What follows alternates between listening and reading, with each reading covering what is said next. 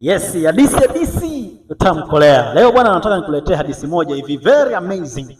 Kama ni mara yako ya kwanza, hebu isikilize hadithi hii mwanzo hadi mwisho. Itakufundisha kitu kikubwa sana kwenye maisha. Au kama umewahi kusikiliza hadithi hii, basi kaa kabisa mkao mzuri usikilize hadi mwisho. Kulikuwa na bwana mmoja. Huyu bwana alikuwa ni mfuga kondoo. Mmoja akiwa kwenye kuchunga kondoo zake, alisikia sauti inatoka porini. Sauti hiyo ilikuwa inatia huruma. Wengi tunafahamu sauti zinazotia huruma.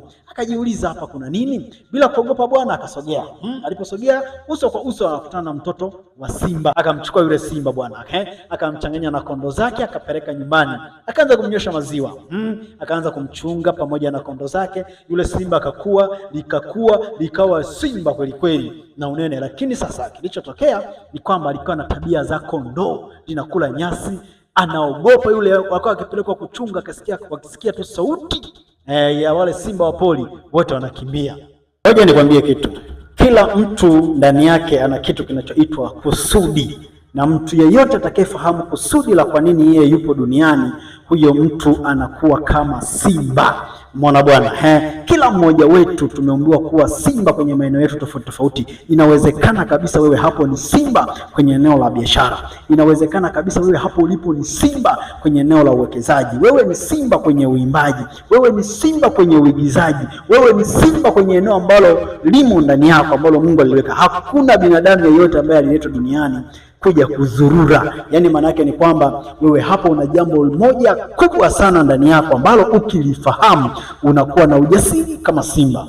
Unakuwa na mamlaka kama simba. Hauwezi kuogopa kitu chochote. Huwezi kuogopa kuanza. Kuna watu leo wamezika ujasiri wao kwa sababu wameishi maisha kama kondoo. Inawezekana sio kosa lako, ni kwa sababu ya walezi waliokulea. Walikwambia kuwa wewe huwezi. Walikwambia sisi wenye ukoo wetu hatuwezi. Huwezi kuwa mfanya biashara, huwezi kununua gari kwa sababu sisi kwetu hatujawahi kununua gari. Yote haya ni kwa sababu ya watu na mazingira tuliokulia. Yule simba alivyokuwa na kondoo, alibeba tabia za kondoo na sio kosa lake.